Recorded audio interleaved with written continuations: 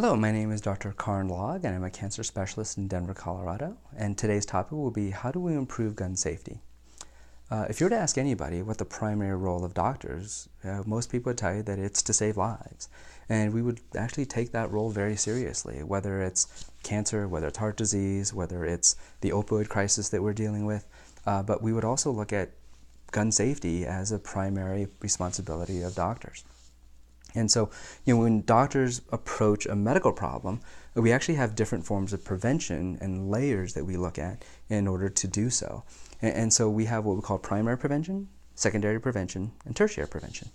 And so when we look at primary preventions, primary prevention would be interventions that are aimed at preventing the disease from happening in the first place. And so an easy example is, let's say that my father had a history of heart disease. Well, a primary prevention for me would be, good diet, good exercise, making sure that my blood pressure is controlled. And again, if I do these primary preventions, it will hopefully prevent me from ever having a heart attack or heart disease.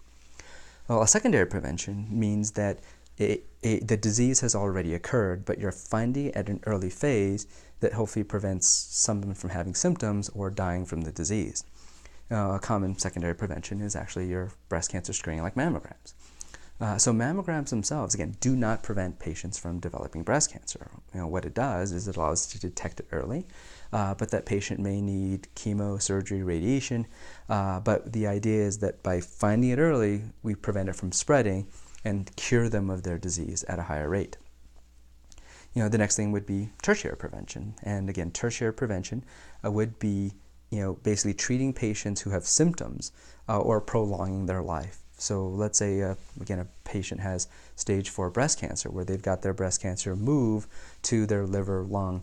And so, the treatments would be aimed at prolonging their life or, again, making sure that they don't have as many symptoms. But that would be tertiary prevention.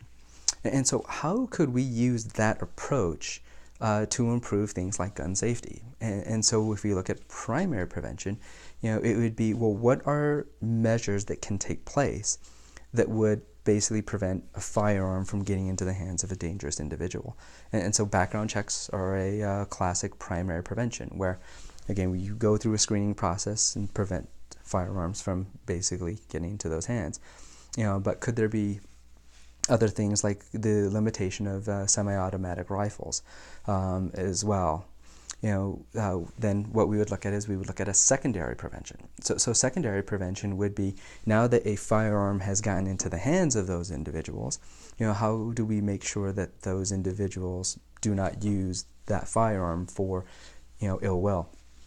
And so that would be, looking at the mental health aspect to make sure that, individuals, get the mental health evaluation and resources necessary.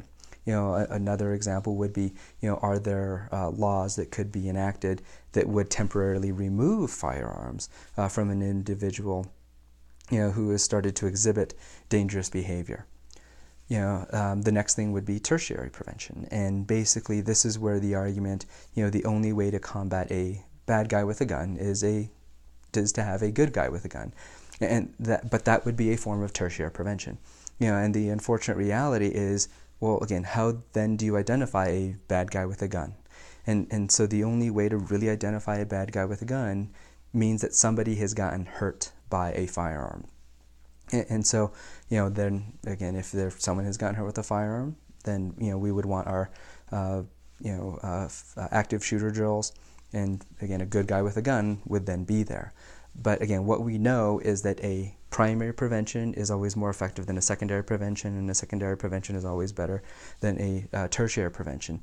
And to believe that, again, firearms are the best way to combat firearms would be akin to saying that chemotherapy is the best way to treat cancer. And so I think by looking at this as a multifaceted approach, looking at our legislatures, because the hard part about primary and secondary preventions is that it does take legislation in order to prevent and provide primary and secondary preventions. And it's also going to take resources, to help with individuals who do have a public health or mental illness. It puts them at risk for putting the public in danger. And so, but from a public health standpoint, I think if we use this type of approach, a multi-layered, multifaceted approach, it would ultimately make firearms safer in this country.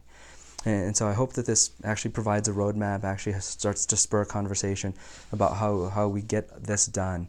But I would love any feedback and comments. Again, my name is Dr. Karng Log, and I'm a cancer specialist in Denver, Colorado.